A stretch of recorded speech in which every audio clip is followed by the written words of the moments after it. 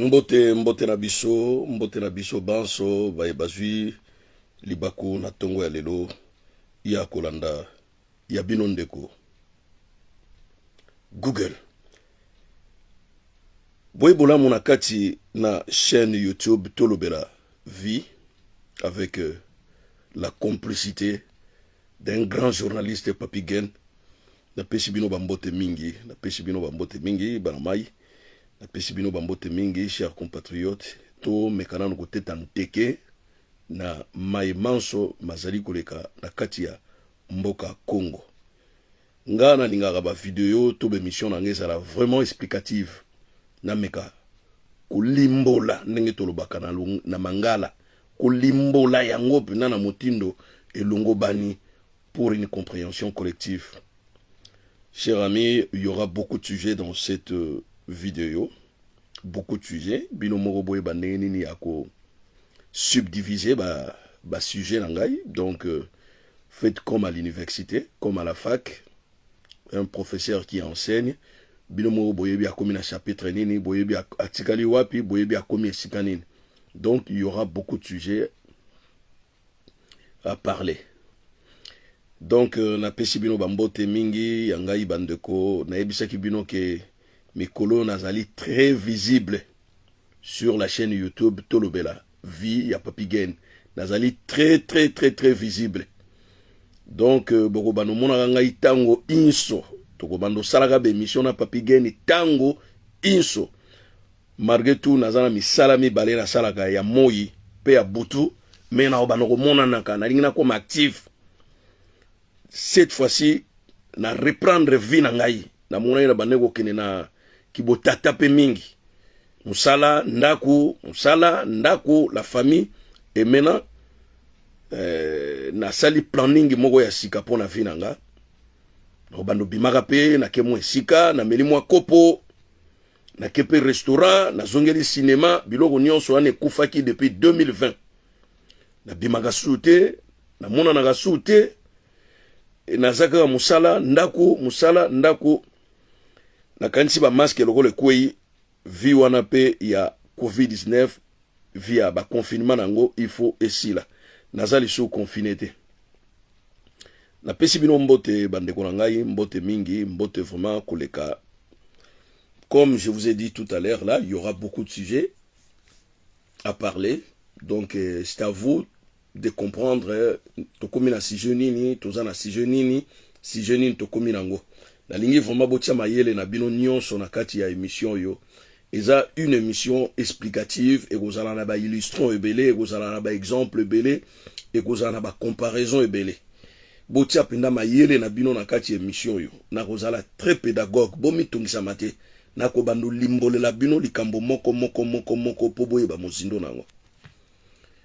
Bande kona kanisi biso nyonso yebi na bolamu ete roi de Belge, roi Philippe azali bongo na séjour moko ya 6 jours, ça fait une semaine na mboka na biso Congo.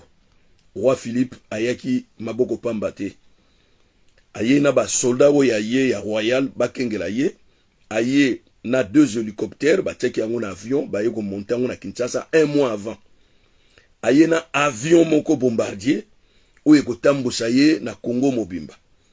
Et 200 hommes oyo baza na sécurité na ye. Bon na yebite soki Congo eza na ba soldat te soki ni bon wana eza organisation na ye na yebite ayiki na biloko nyonso na ya kolia na ya komela ayaki na ngwa utaki na Belgique. Mais à ma grande surprise, to kengeli na kesi ya l'État, to moni ete le président de la République, son excellence, M. Antoine Tshilombo, via le ministère ya budget, basalaki budget moko pona accueil ya roi, na yebite so ezalaki na parlement, to so ezalaki na conseil de ministres, il y a 50 millions de dollars américains, francs congolais.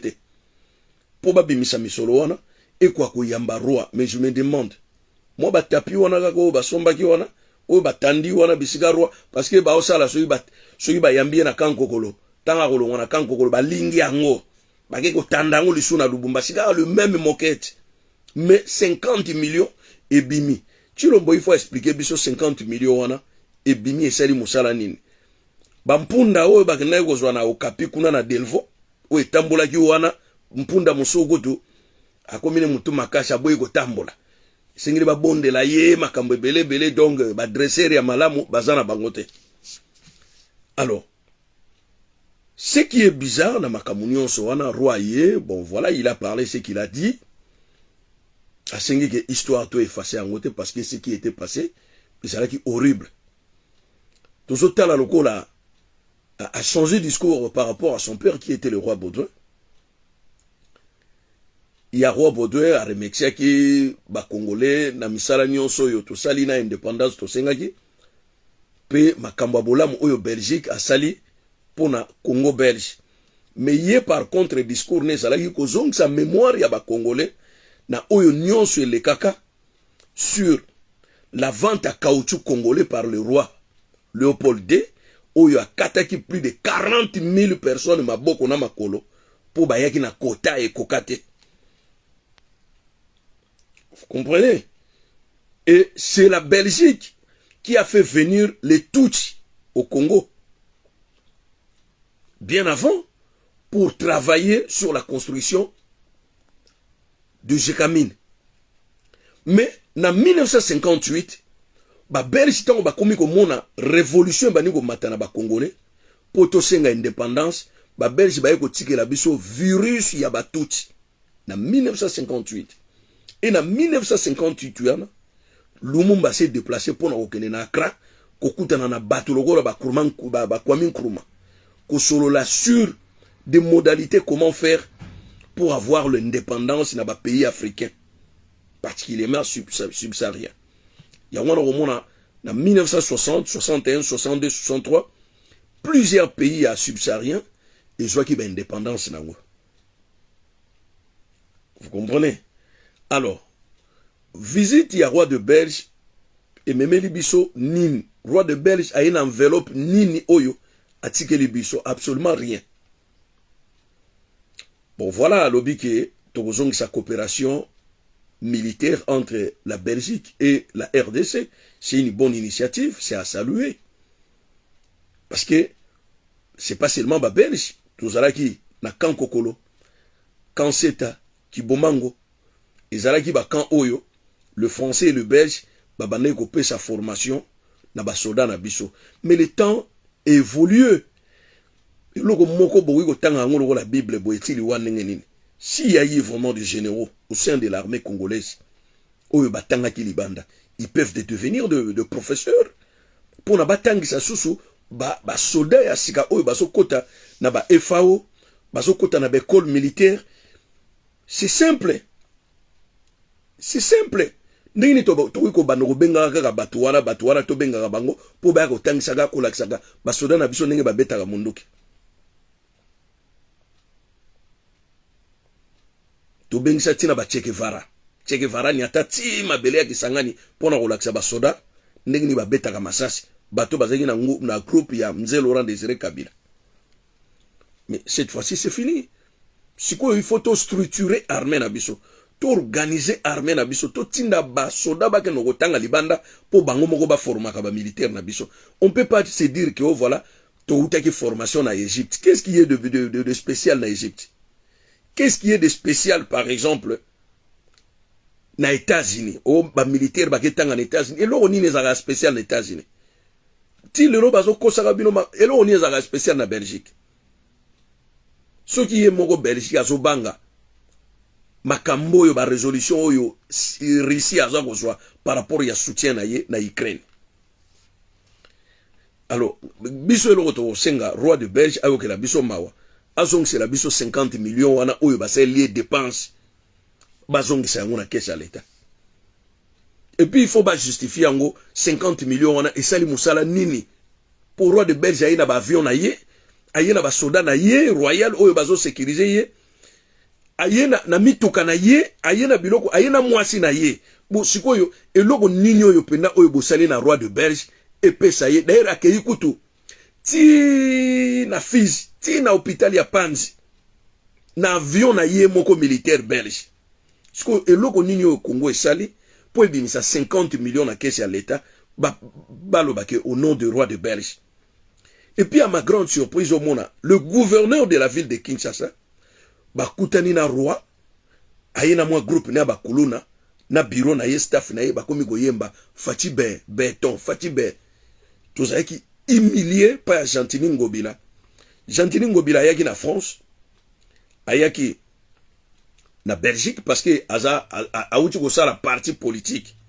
Donc Gentini Ngobila bosani ke ba massacre nyonso elekaki na Yumbi, nano justice elandeli yango te parce que au nom des élections oyo ebimisi Tshilombo lelo nde bandeko na biso ya Yumbi ba massacre ki bango pa ya batuti oyo Joseph Kabila bengisaki via le Rwanda pour ba exclure bandeko na biso ya Yumbi ndenge basalaki bandeko ya Beni la élection présidentielle à 2018. Mais bandeko nanga Gentini Ngobila azo continue toujours médiocrité na ye vis-à-vis la politique congolaise. Les choses doivent changer na mboka wana. Makambo il faut ezala ya ko changer. Tokoki ko continuer na ba bêtise wana te éternellement. Félix Tshilombo azela na été que 2023 peuple congolais a ko relire. C'est un faux président et il mérite absolument la démission. Lokola zana e congolais mutamutu makasi azotia loboko na caisse à l'état azako s'enrichir.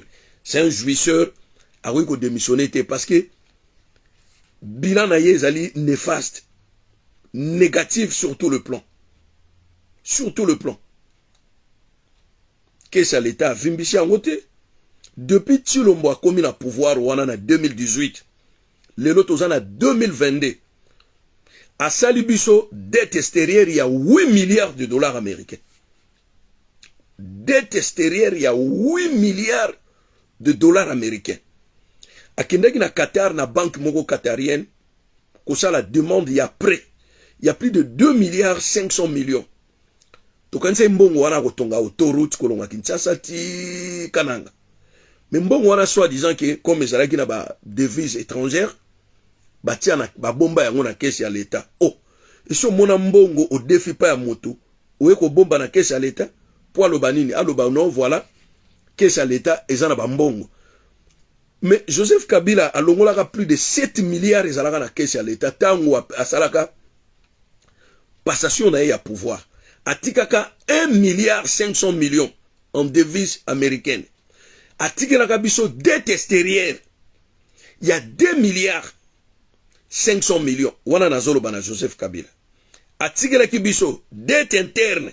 C'est-à-dire ba enseignant, ba militaire, ba tunyoso ba futa bango te, soki bo futi bango, dette interne, il y a 4 milliards 200 millions de dollars américains. Oyo Joseph Kabila atikela biso na caisse ya l'état. Vous comprenez? Après Tshilombo lobi, non, moi je peux pas fouiner dans le passé de l'ancien président de la République. Ah, tu peux pas fouiner, mais c'est pas toi qui fouine, c'est pas toi qui contrôle, c'est pas toi qui jette un coup d'œil sur le passé d'un président. C'est la justice congolaise. Une justice qui devrait impérativement être indépendante et autonome. Mais justice wana, Tshilombo tie tata mwasi na ye, ministre de la justice.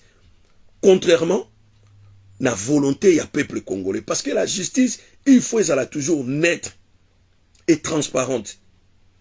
Justice wana comme contrôlée na lisu ya Tshilombo. Akoyi koloba ke Vital Kamerhe abimi. Vital Kamerhe akangami. Songolo avanda mwa muke, avandi mwa muke. Songolo abima. Donc la justice est télécommandée par un téléphone via le bureau de la présidence de la République. Donc, justice soit les indépendante. Et ezali mawa mingi komona na ba pays lokola boye.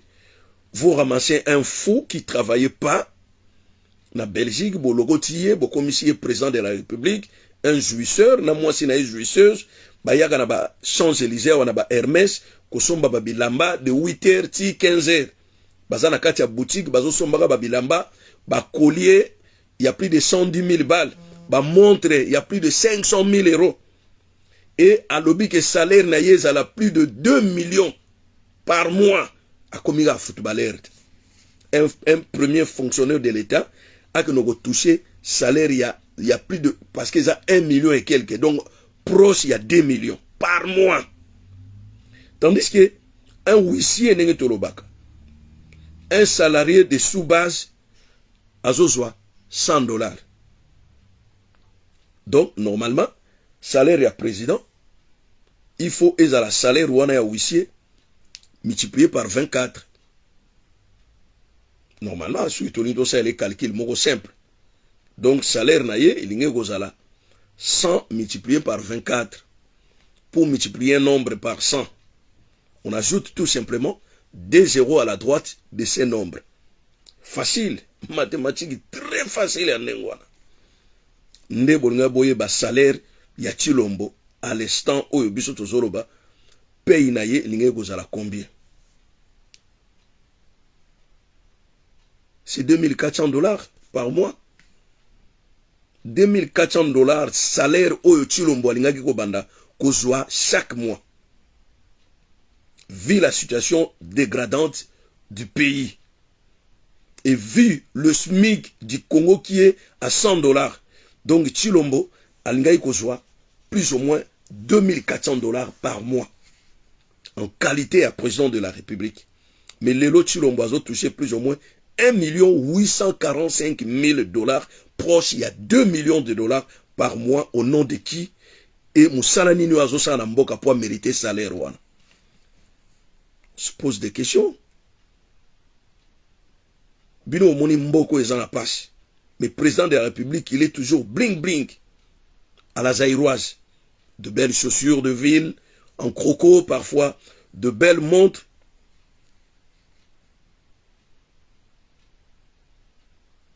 De belles montres jusqu'à $500,000, $300,000. Il change de voiture présidentielle. Na yebite modalité à Igokutawana, le voiture présidentielle, barouille change chaque année. Mais c'est pas après 6 mois. Kalamingita Zagira ba Mercedes. A Longoli ba Mercedes. A Komina Lexus. A Longoli ba Lexus. Le Lotosolo ba a Komina ba voiture. Donc a Komina Hyundai. Mais comment expliquer dans une année président de la République peut changer plus de 3 fois ma voiture présidentielle? Si ma voiture oh ya longola gawane kendaga faut bateka ngo ba ko bazong sambongo na kesa l'état.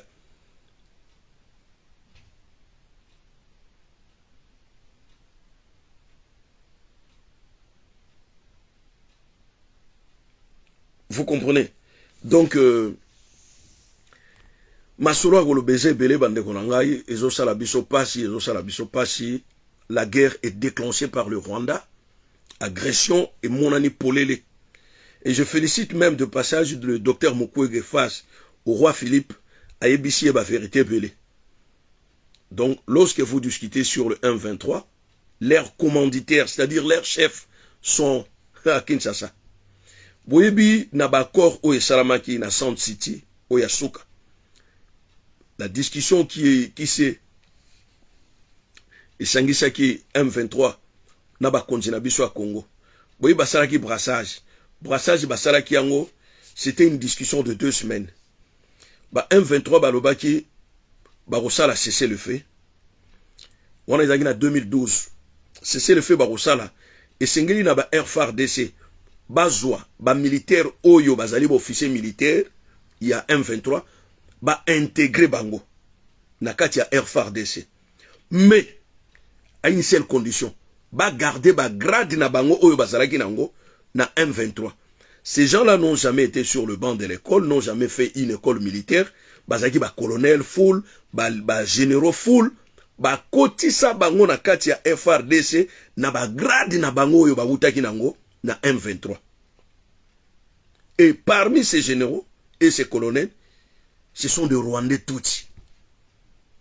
Et Félix Chilombo est conscient qu'au sein des FARDC, il y a des infiltrés, il y a des intrus. Oyo bazali ba Rwandais Tutsi. Mais il fait semblant de nous parler de choses vraies, de discuter avec la population sur les choses vraies. Touti komona na Burundi, basali marche moko na lobi, Bujumbura mobimbe kiti na nzela, pona kolobake, ba Rwandais bazali ko armé, ba rebelle oyo ya Burundi, bazana ngambo ya Congo, na ngambo ya Rwanda, po baya ko déstabiliser Burundi. Et ministre ya intérieur a autorisé marche wana, et salamaka chaque samedi. Mais touti komona kaka, bandeko ya Lamuka basali marche pour na soutenir ba FRDC pe pour na dénoncer participation ya Rwanda derrière le M23. Jantini Ngobila a beti batu fimbo lokola batu bakufa.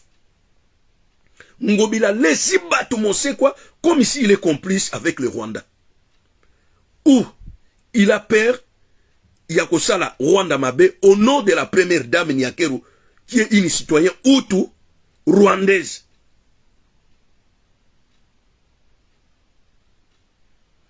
Vienanga Tchakudia depuis Londres na salué Mung.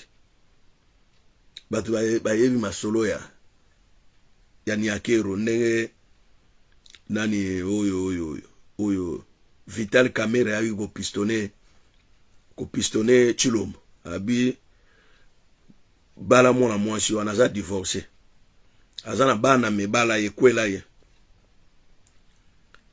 et puis Tshisekedi wa Mulumba ye bakate libala wana basali yango Vital Kamerhe parrain oyo abimaki lokola parrain ya libala wana Sami Badibanga ya omoni Sami Badibanga quel que soit mabe asalaki na kati ya Sénat ba sala ye poursuite. Plus de 4 millions de dollars américains. Il y a qu'est-ce ya Sénat. Ba bungi si yango na pirvie na etambwe mwamba. Mais alingi kuta koma vice-président ya Sénat na se ya Bahati Lukwebo. Ye Sami Badibanga. Tindie nanu ye Chilombo tindie nanu na Jekamine ke no vanda nanu lia nanu moke bongo zonga mona mai. Pona nini? Parce que Sami Badibanga zalaki parrain na ye ya Chilombo. Na libana na bango basala kina Nyakeru. Mais Chilombo est consciente. Aza conscient que Nyakeru azali citoyenne Hutu rwandaise. Parce que Nyakeru parle correctement qu'il y a Rwanda. Mais à ma grande surprise, l'émission Mogo ya Christian Lusakweno, na moni invité d'honneur, ils allaient première dame Nyakeru, on lui pose la question, dites-nous la vérité. Est-ce que yo zali rwandaise, to zali congolaise? Aseki alobi naib sabinonga nazali congolaise, naza muta Sud Kivu. Et mutu nyonso azalaki bouche be mukolo wana. Mais ndeko nanga Nyakeru, yo soko lingo koma congolaise, komi na yo. So lingo koma belge, komi na yo, so lingo koma espagnol, o sali demande na yo. Mais koya kokosa batu ke yo zali congolaise ya Sud Kivu depuis quand? Banani ba voisin na yo. Banani bana classe na bino. Banani bokola na bango. Obosaniki leki no mobali na Rwanda salaka musala ni. Grande sœur na yo Jeannette Nyakeru oyo lelo azali mwasi ya ministre moko wana na Congo. Ndeko na yo mosusu akomi pe na ba site minier na ye akomi ko exploiter coltan na cobalt na Congo. Ndeko na yo Nyakeru. Et c'est quelqu'un même qui parle ni français ni lingala, il parle que Swahili et l'anglais ainsi que Kinyarwanda. Mais Joseph Kabila lukaki pa koma congolais na bandenge nyonsote. Avanda na na Congo mais ba congolais ba komisa e congolais te. Sauf qu'il y a un groupe de gens oyo bazo bénéficier na ba mabenyo azo sala ba massacre pour baliaka na simana ye. Mais il y aura la justice dans ce pays, vouloir ou pas. De gens qui ont massacré des Congolais, qui ont tué des Congolais, qui ont pillé le sous-sol du Congo pour les intérêts de certains groupes qui sont des étrangers. Bagozala poursuivi, batulugola ba Lambert Mende, batulugola ba Boshab, batulugola ba Minaku, batulugola ba Francis Kalombo, batulugola ba Moïse Katumbi, bakozala poursuivi un jour tôt ou tard. Et loko moko eko leka impuni ezalite na kati ya mboka wana. Ngongo tozo solo la boy ezaki ngonga moko ya développement qu'on avance devant. To kende liboso to tonga ba autoroute, to sala bo pito, to tonga ba école ya malam. Et vous ramassez un aventurier azalaki na Bruxelles qui travaillait pas, bo komisie mokonzi mboka. Na ba élection moko boye triqué d'avance. Tant va zoe bisabino que le vrai dauphin ya Kabila. Isa azana opposition mais ezalaki Tshilombo tango bazoye bisabino pa tata wana ya limete que le vrai dauphin ya Kabila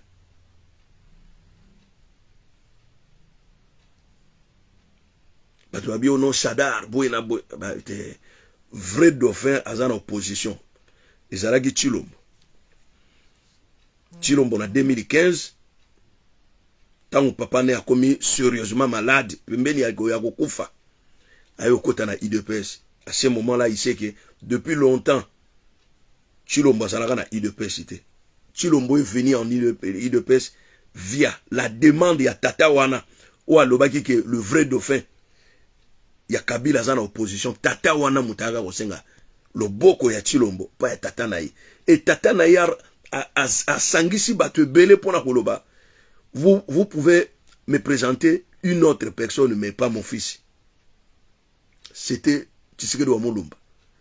Mais supplier alobi ceux qui a kokota na IDPS azala à l'étranger qu'il reste là où il est. Ndebo moni Tshilombo na ba brisé na matonga ba nego teka ba carte ya IDPS 20 euros na batangunda. Misuku ba otegela bango 50 euros. Ba jom su bazo ko somba pa na ye bazo no koteka libanda. C'était ça coopération na ye. Elenge ya koteka mbongo zo kota boki mo ale akotine na masolo ya mystique. Et bana mai nyonso basala na ye ba masolo bangona bazana bureau na ye. Ils sont là dans son bureau.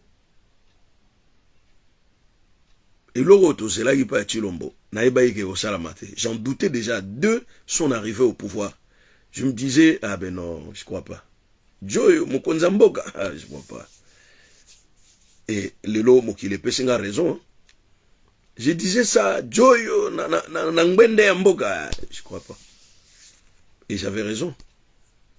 J'avais raison. Oh, ils allaient gâcher Mogo Sali na Congo, vous ne pouvez pas imaginer. Gâcher Mogo na lobi na bino to Sali na Mboka Congo, à la tête du pays. Un homme qui ne mérite même pas être un bourgmestre et a commis l'angile. Le commissaire président de la République. Lobby to lobby, toko mikolo, mais on commencera à regretter makamususu ba décision musuto ba negoso. To tika ba biloko ndengwana te. Eloko mabe soki koti nyoka so akoti na ndako na lukobo mai. Lukobo mai parce que il y a ça les refuges dans ndako yo. Parce qu'ils se sont parfois menacés dehors. Maintenant si on est dans la cerveau na ye, mutu nyonso akuta na gata ndako akomi menace devant un serpent. Ako soa. Il faut ko bomaye. Donc biso to ko kocha mutu moko na tête ya pays et sengela ki to telemela ye de le commencement. Aiko kosa bino na ba discours ya Vital Kamerhe. Et Vital Kamerhe qui disait depuis longtemps que le Brésil est son modèle. Or que Brésil est le modèle ya Congo ata mukete. Brésil est d'abord Brésil est le modèle ya Congo sur tout le plan. Mais il y a Vital Kamerhe le bagi son modèle parce qu'il y a mon aïe que ba business ba lula ba salagi na États-Unis pour na kata forêt Amazon kolona ba soja na masango pour na kolesa ba ngombe ya ba américain na kati ba désert wana plusieurs milliards plus de 40 milliards et bimaka lula a développé Brésil na makamususu atie mwambongo na kesha l'état que c'est tombo mi balobi que voilà un bon président. Mais na souka nango le Brésilien ont vite compris que c'était pas un bon président. Malgré ce qu'il a fait. Oui, c'était bien pour l'intérêt de la nation. Mais asali berere moko ya kosakanate. Na souka nango lula asuka ki wapi. Na boloko. Lula asuka ki na boloko lokola ga ye Vital Kamerhe pas suki wapi. Na boloko. Vous comprenez? Donc ce ne sont pas des politiciens, ce sont des gens qui tâtonnent.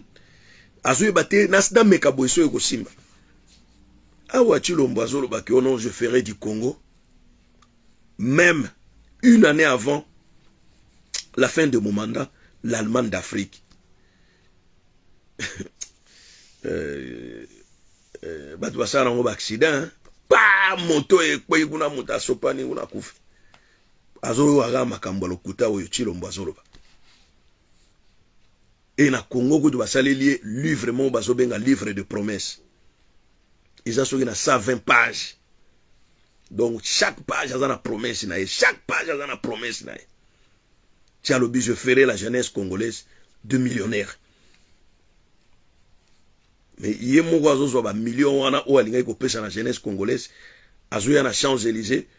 Si vous avez un président de la République, une fois à la Canada, à Montréal, il marchait comme ça. Dans une société il y a Américain, il y a société Moroboye, il y a la sécurité. Dans une société, et il marchait comme ça, dans le trottoir Moroboye. Dans la mista, il y a un selfie, il y a un seka. Méconnaissable, na Canada, na lobby méconnaissable, les gens ne le connaissent même pas. Qui va éviter que Moutou a zolé galiboso na bango. Et une fois, une femme a yebi à lobby, oh monsieur, je te connais.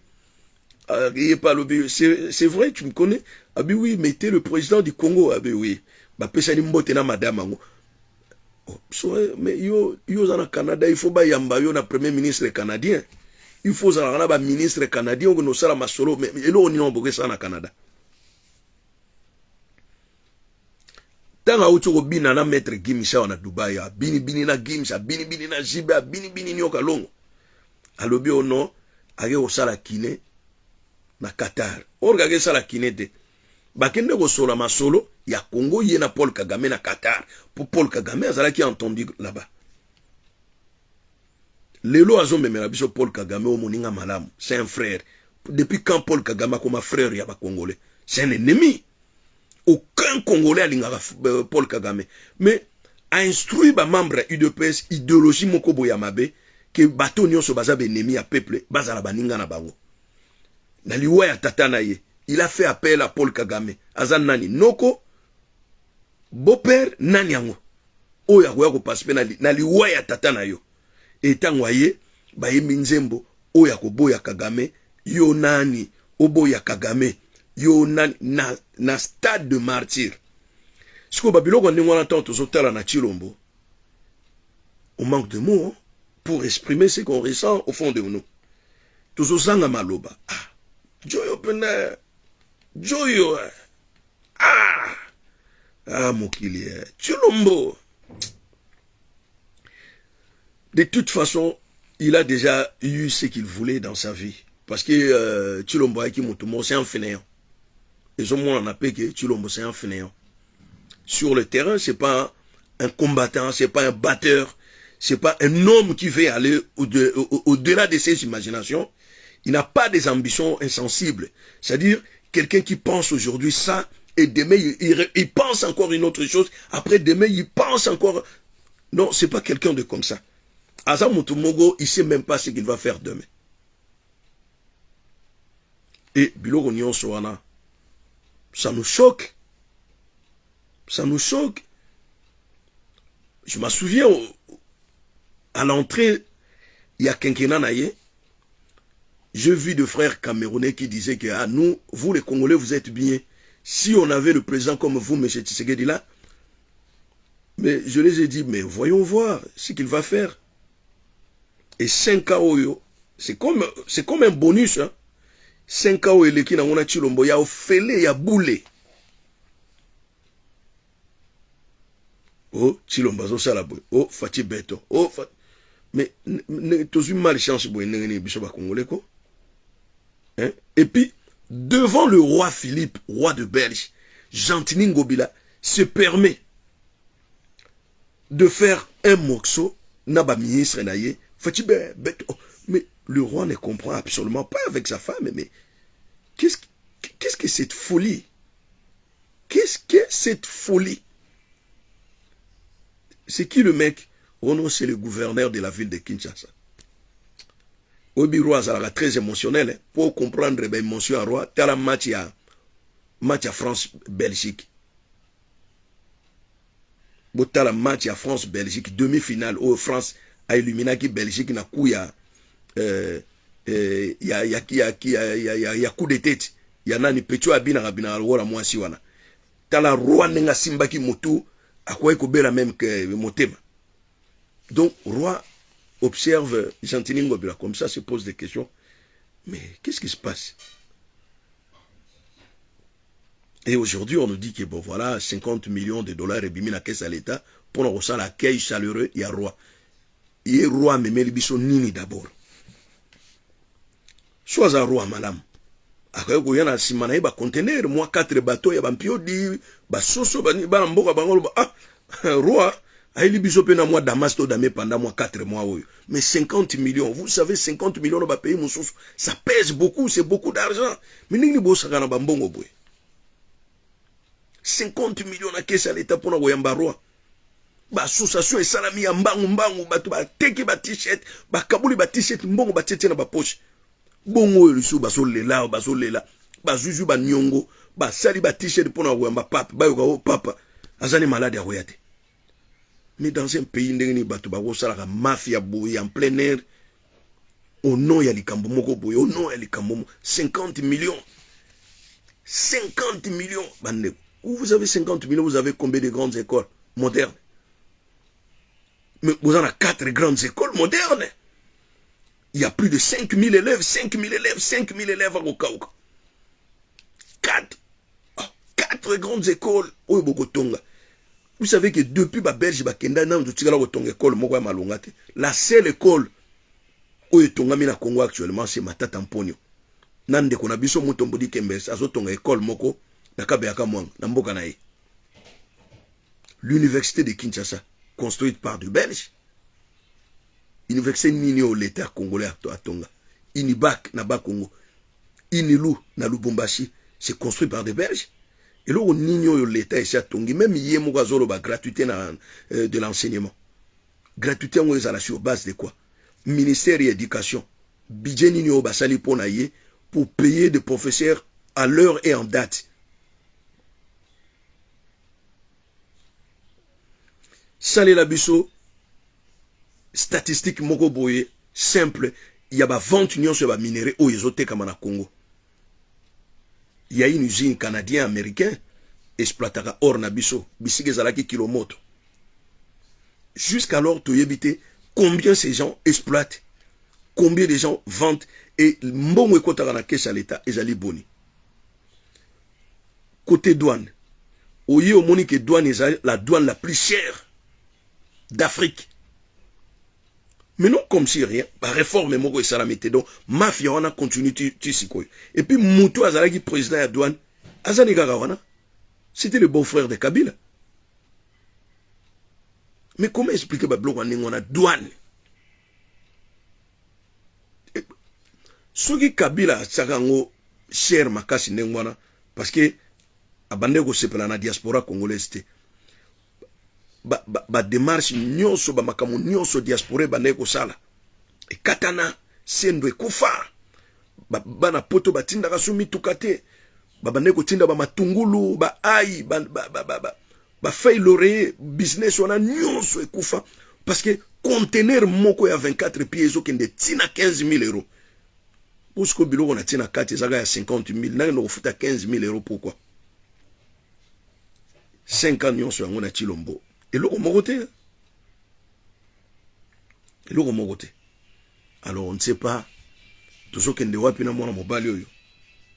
Ni ni ango azo bongse la biso ya mabeli sus. Pour eux azo sa la biso. On dirait c'est insuffisant.